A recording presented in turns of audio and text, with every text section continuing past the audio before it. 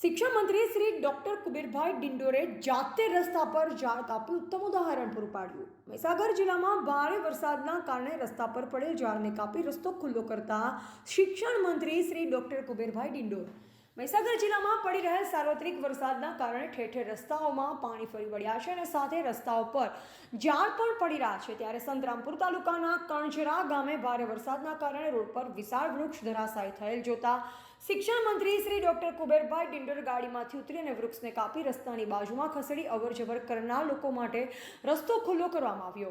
શિક્ષણ મંત્રી શ્રી ડોક્ટર કુબેરભાઈ ડિંડોરે જાતે હાથમાં કુહાડી લઈ ઝાડ કાપી રસ્તો ખુલ્લો કરી ઉત્તમ ઉદાહરણ પૂરું પાડ્યું।